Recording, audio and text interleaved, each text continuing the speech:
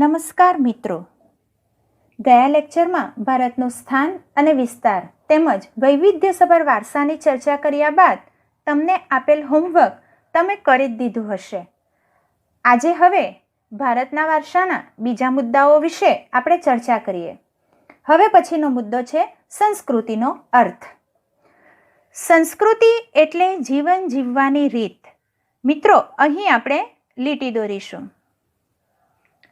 દેશ કે સમાજમાં કાળક્રમે બદલાતા સંજોગો અનુસાર જનજીવનમાં આવતા પરિવર્તનો, સુધારા, સામાજિક નીતિ રીતિ ઇત્યાદિ વડે ભિન્ન ભિન્ન સમાજોની સંસ્કૃતિ બને છે. કે સમયાંતરે બદલાતા જતા સંજોગો અનુસાર જનજીવનમાં આવતા પરિવર્તનો, સુધારા, સામાજિક નીતિ રીતિમાં પરિવર્તનો જોવા મળે. જેમ કે ઉદાહરણના રૂપે હું તમને જણાવું તો પહેલાંના જમાનામાં મનુષ્યનો વ્યવસાય માત્ર ખેતી હતો. હવેના સમયમાં આપણે જોઈએ તો પશુપાલન, નોકરી કે અન્ય ધંધા રોજગારમાં તેઓ જોડાયા. તો મિત્રો, એને પણ પરિવર્તન કહેવાય. તે ઉપરાંત ઘરમાં પણ અનેક સુધારાઓ કરી નવા સામાજિક માળખામાં પરિવર્તનનો તમે જોયા જ હશે.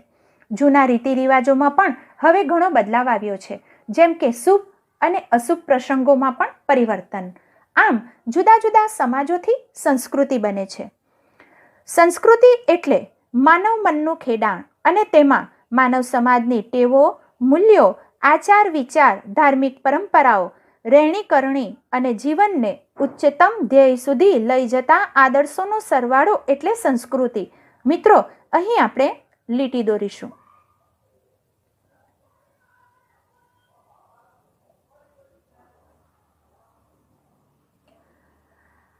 સંસ્કૃતિ એટલે માનવ મનનું ખેડાણ. સમયની સાથે માનવીના વિચારોમાં પરિવર્તનો આવતા હોય છે અને તેમાં પેઢી દર પેઢી જે વ્યક્તિઓ આવી એ માનવ સમાજની સારી ટેવો, તેમનામાં રહેલા વિશિષ્ટ ગુણો, તેમના વિચારો, તે ઉપરાંત ધાર્મિક પરંપરાઓ. તો પરંપરાની વાત કરું તો મિત્રો, તહેવારોના દિવસે તમારા મમ્મી ઘરે અવનવી વાનગીઓ બનાવતા હશે અને તેમાં ખાસ કરીને મકર સંક્રાંતિના દિવસે તલના લાડુ, મમરાના લાડુ, તે ઉપરાંત ગાયને જુવાર, બાફેલી જુવાર ખવડાવવાની પરંપરા. ધનતેરસના દિવસે આપણા ઘરે આપણે લક્ષ્મી પૂજન કરીએ છીએ, સાથે લાપસી અને કંસારનો પ્રસાદ ધરાવીએ છીએ. તો આ પરંપરાઓ હજી પણ આધુનિક સમાજમાં ફેરફારો સાથે આપણને જોવા મળે છે. આ ઉપરાંત માનવીની રહેણી કરણી, જીવન ધોરણને ઊંચે લઈ જવા માટેના આદર્શ જીવન પદ્ધતિને સંસ્કૃતિ કહેવાય છે. સંસ્કૃતિ એટલે ગુફાથી ઘર સુધીની યાત્રા. પાષાણ યુગમાં માનવી ભટકતું જીવન જીવતો હતો. ત્યારે હિંસક પશુઓથી બચવા એ પોતે ઝાડ ઉપર રહેતો હતો. અગ્નિની શોધ થતાં તે ગુફામાં રહેતો થયો. ત્યાર પછી તે કાચા મકાનો, નળિયાવાળા મકાનો, છાપરાવાળા મકાનો, પાકા મકાનો અને એ જ માનવી આજે ગગનચુંબી ઇમારતમાં રહેતો થઈ ગયો છે. હવે આ માનવીની ગુફાથી ઘર સુધીની યાત્રા હજારો વર્ષ બાદ પૂર્ણ થઈ અને તે સમયગાળા દરમિયાન માનવીના જીવનમાં તેના વિચારો, તેની રહેણી કરણી, ટેવો, પરંપરાઓમાં ધરખમ ફેરફારો થયા અને ફેરફારોના અંતે માનવીની આધુનિક જીવનશૈલી પણ ઘડાઈ. તો મિત્રો, વિશ્વની પ્રાચીન સંસ્કૃતિની વાત કરું તો તેમાં પ્રથમ ભારતીય સંસ્કૃતિ, હડપ્પીય સંસ્કૃતિ, સિંધુ ખીણની સંસ્કૃતિ, જે સિંધુ અને રાવી નદીને કાંઠે પાંગરી હતી. તે ઉપરાંત વિશ્વની બીજી સંસ્કૃતિની વાતો કરું તો તે પણ નદી કિનારે જ વિકસી હતી. તેમાં મિસરની સંસ્કૃતિ નાઇલ નદીને કિનારે, ચીનની સંસ્કૃતિ હવાંગહો અને યાંગતે શ્યાંગ નદીને કિનારે, ઈરાકની મોસેપોટેમિયાની સંસ્કૃતિ યુફ્રેટિસ અને તેગીસ નદીને કિનારે. તો મિત્રો, અહીં આપણે 2 માર્ક્સનો પ્રશ્ન શીખી લીધો છે. પ્રશ્ન તમારો એમ હશે, સંસ્કૃતિ એટલે શું? સંસ્કૃતિનો અર્થ સ્પષ્ટ કરો. જવાબ તમારો અહીંથી અહીં સુધીનો રહેશે. 2 માર્ક્સનો પ્રશ્નનો જવાબ. આગળ જઈએ. ભારતીય સંસ્કૃતિનો વારસો. મિત્રો, તમને અહીં હું એક પ્રશ્ન પૂછું. વારસો એટલે શું? તો તમે મને એમ જ કહેશો કે વારસો એટલે દાદા દાદી તરફથી મળેલી સંપત્તિઓ. હા, પણ એટલું પૂરતું નથી. વારસો એટલે આપણને આપણા પૂર્વજો તરફથી મળેલી અમૂલ્ય ભેટ. તો મિત્રો, વારસો બે પ્રકારનો હોય છે, ભૌતિક વારસો અને જૈવિક વારસો. તેના વિશે તમને હું ટૂંકમાં કહીશ. ભૌતિક વારસો જે દાદા દાદી એટલે કે પૂર્વજો તરફથી મળેલી સંપત્તિઓ, જેમાં ઘર, જમીન, ઘરણા વગેરેનો સમાવેશ થાય છે. જૈવિક વારસો જેમાં બાળકને જન્મ સાથે જ માતા પિતાના શારીરિક અને માનસિક લક્ષણો પ્રાપ્ત થાય છે. મિત્રો, તેમાં તમે સાંભળ્યું જ હશે, કોઈક મહેમાન તમારા ઘરે આવે અને તમને ઘણા વર્ષ પછી જુએ છે, તો તે તમને જોઈને તરત જ કહેશે, અરે, આ તો તેના પપ્પા જેવી જ દેખાય છે ને. તો વગેરે જેવા તમારા લક્ષણો માતા પિતા કે તમારા ઘરના અન્ય સભ્યો સાથે તેઓ સરખાવવાનો પ્રયત્ન કરે છે, એટલે એને જૈવિક વારસો કહેવાય. ભારતનો ઇતિહાસ હજારો વર્ષ પુરાણો છે. શાળાકીય અભ્યાસમાં લેવાતી દૈનિક પ્રતિજ્ઞામાં આપણે બોલીએ છીએ, ભારત મારો દેશ છે, બધા ભારતીયો મારા ભાઈ બહેન છે, હું મારા દેશને ચાહું છું અને તેના સમૃદ્ધ અને વૈવિધ્યપૂર્ણ વારસાનો મને ગર્વ છે, એમ કહીએ છીએ. આ સમૃદ્ધ વારસો એટલે ભારતનું સમગ્ર વિશ્વને પૂર્ણ માનવ જીવનના રહસ્યનું પ્રદાન એમ કહી શકાય. ભારતના આ વારસાને નીચે દર્શાવેલા બે ભાગમાં વહેંચી શકાય. ભારતનો પ્રાકૃતિક વારસો અને ભારતનો સાંસ્કૃતિક વારસો. પ્રાકૃતિક વારસો એટલે કુદરતી વારસો અને સાંસ્કૃતિક વારસો એટલે માનવ સર્જિત વારસો. તો ભારતનો પ્રાકૃતિક વારસો પ્રકૃતિ, પર્યાવરણ અને માનવ જીવનની વચ્ચેના નિકટતમ સંબંધોનું પરિણામ એટલે પ્રાકૃતિક વારસો. મિત્રો, અહીં આપણે લીટી દોરીશું.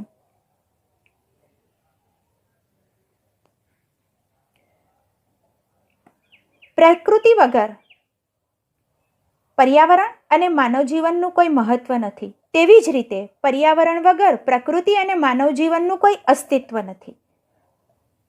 તે જ રીતે માનવ જીવન વગર પ્રકૃતિ અને પર્યાવરણ એ પણ નિરર્થક ગણાય છે. તેથી જ પ્રકૃતિ, પર્યાવરણ અને માનવ જીવનની વચ્ચેના નિકટતમ સંબંધોનું પરિણામ એટલે પ્રાકૃતિક વારસો. પ્રાકૃતિક વારસો એ કુદરતની ભેટ છે.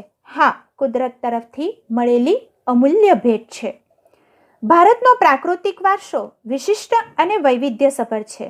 હા મિત્રો, વિવિધતા વાળો વારસો છે, જેમાં ઊંચા પર્વતો, નદીઓ, ઝરણા, સાગરો, લાંબા દરિયા કિનારા, વિશાળ ફળદ્રુપ મેદાનો, ખીણ પ્રદેશો, રણોનો સમાવેશ થાય છે, તથા વૃક્ષો, વનસ્પતિ, જીવજંતુઓ, ઋતુઓ, પશુ પક્ષી, પ્રાણીઓ અને વૈવિધ્યપૂર્ણ ભૂમિ દ્રશ્યો, વિવિધ પ્રકારના ખડકો, ખનિજોનો સમાવેશ થાય છે.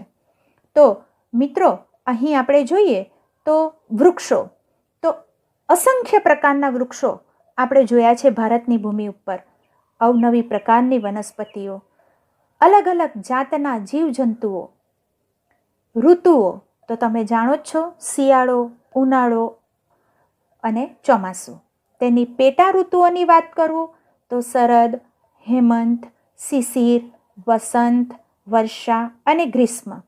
તે ઉપરાંત અલગ અલગ જાતના પશુ પક્ષીઓ અને વૈવિધ્યસભર ભૂમિ દ્રશ્યોમાં આપણે જોઈએ તો નદીઓ, દરિયાઓ, મહાસાગર, પર્વત, શિખર, ડુંગર, ખીણ પ્રદેશ, કોતર, મેદાનો, રણ પ્રદેશો, વિવિધ પ્રકારના ખડકો અને આ ખડકોમાંથી પ્રાપ્ત થતી અનેક પ્રકારની ખનિજોનો સમાવેશ થાય છે. આપણે સૌ પ્રકૃતિના સંતાનો છીએ. પ્રકૃતિએ આપણી આહાર, પાણી, શુદ્ધ વાયુ તેમજ નિવાસ માટેની લગભગ બધી જ આવશ્યકતાઓ માટે સુંદર વ્યવસ્થા કરી છે. મિત્રો, અહીં આપણે લીટી દોરીશું.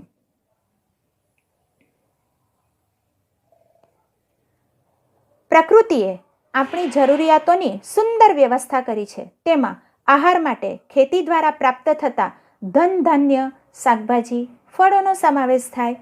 પાણી માટે નદી, ઝરણા, કૂવાઓનો સમાવેશ થાય. શુદ્ધ વાયુ જે વાતાવરણમાંથી મળી રહે છે. નિવાસ માટે હવા ઉજાસવાળી રહેવાની જગ્યાઓ. મિત્રો, અહીં આપણે 2 માર્ક્સનો પ્રશ્ન શીખી લીધો છે. પ્રશ્ન તમારો એમ હશે, ભારતના પ્રાકૃતિક વારસામાં સમાવિષ્ટ થતી બાબતો કઈ કઈ? તો તમારો જવાબ મિત્રો અહીંથી શરૂ થશે અને અહીં તમારો જવાબ પૂર્ણ થશે. ઓકે, આપણે આગળ જઈએ. પ્રકૃતિ સાથેનો આપણો વ્યવહાર શ્રદ્ધાપૂર્વક હોવાના ઉદાહરણો પંચતંત્રની વાર્તાઓ અને બૌદ્ધ ધર્મની જાતક કથાઓમાં જોવા મળે છે. આપણા લોકસંગીત અને શાસ્ત્રીય સંગીતમાં પણ ઋતુઓ અને પ્રકૃતિ સાથેનો સંબંધ જોવા મળે છે. તો હું તમને એક વાત કરું તો વહેલી સવારે કોઈ ધમાકેદાર મ્યુઝિક સાથે ગીત તમે મૂકી દો તો ઘરે બધા જ ખીજવાશે, આજુબાજુના વ્યક્તિ પણ ખીજવાશે, અરે ભાઈ તારું આ ગીત બંધ કર. એના કરતાં વહેલી સવારે સરસ મજાની પ્રભુ પ્રાર્થના અને ભજન જો આપણે સાંભળીએ તો એ આપણને બહુ જ ગમે છે.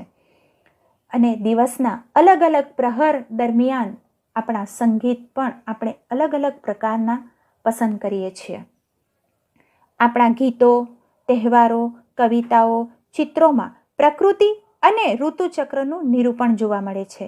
તો મિત્રો, તેમાં તમે જોયું હશે આપણી ભાષામાં ગુજરાતી, હિન્દી અને અંગ્રેજી એમાં નદીઓ, ઝરણાઓ, ડુંગરો એના વિશે સરસ મજાની કવિતાઓ તમે અભ્યાસ કરી ચૂક્યા હશો. નિસર્ગોપચાર, નેચરોપથી, આયુર્વેદિક, યુનાની જેવી ચિકિત્સા પદ્ધતિ પ્રકૃતિ પર આધારિત છે. તો નેચરોપથી જે દવા વિના કુદરતી ઉપચારથી સારા થવાની પદ્ધતિ છે, જેમાં પંચતત્વનો આધાર લેવામાં આવે છે. પંચતત્વ પૃથ્વી, જળ, આકાશ, અગ્નિ અને વાયુ દ્વારા સારવાર અપાય છે. આયુર્વેદિકમાં જુદી જુદી વનસ્પતિઓનો ઉપયોગ કરી ઔષધિ બનાવવામાં આવે છે. યુનાની ચિકિત્સા પદ્ધતિ મૂળ ગ્રીસ દેશમાંથી આવી છે. 11મી સદીમાં આરબો અને પર્શિયન વિદેશી પ્રજાઓએ આ પદ્ધતિની ઓળખ ભારતને આપી હતી. જેવી ચિકિત્સા પદ્ધતિ એ પણ પ્રકૃતિ પર આધારિત છે. હવે જોઈએ ભૂમિ દ્રશ્યો. ભૂમિ આકારો દ્વારા અનેક ભૂમિ દ્રશ્યોનું સર્જન જોવા મળે છે. તો ભૂમિ આકારો મેદાનો, ડુંગર, શિખર, ઉચ્ચ પ્રદેશો, નદી, રણો દ્વારા અનેક ભૂમિ દ્રશ્યોનું સર્જન જોવા મળે છે. દાખલા તરીકે હિમાલય પર્વત એ ભૂમિ આકાર છે. હિમાલયમાં અનેક પ્રકારની ઉપયોગી વનસ્પતિ, ખનિજો, અવનવા પશુ પક્ષી અને શિખરો બરફથી છવાયેલા રહે છે. તેનાથી મોટી નદીઓ બારેમાસ ભરપૂર પાણીથી સમૃદ્ધ રહે છે. હા મિત્રો, હિમાલય એ બરફાચ્છાદિત પ્રદેશ છે અને એ હિમાલયમાંથી નીકળતી નદીઓ એ બારેમાસ પાણીથી ભરપૂર રહે છે. આ નદીઓમાં વર્ષમાં 2 વખત પૂર આવે છે. ઉનાળામાં બરફ પીગળવાને કારણે અને ચોમાસામાં વધુ વરસાદ પડવાને કારણે. તરાઈના જંગલો પણ ત્યાં આવેલા છે. તે ઉપરાંત હિમાલયમાં અમરનાથ, બદ્રીનાથ, કેદારનાથ જેવા યાત્રાના સ્થળો, નંદાદેવી જેવા શિખરો પણ અહીં આવેલા છે. ભારત માટે હિમાલયનું ઘણું મહત્વ છે. તો મિત્રો, અહીં આજે હું લેક્ચર પૂરું કરું છું. તેની સાથે તમને આજે હું હોમવર્ક આપું છું. તો મિત્રો, હોમવર્ક નોટબુકમાં કમ્પલસરી કરવાનું રહેશે. તે ઉપરાંત 2 માર્ક્સના પ્રશ્નો પણ તમને આપું છું. જવાબ મોડે કરી આ જ હોમવર્ક બુકમાં તમારે લખવાના રહેશે.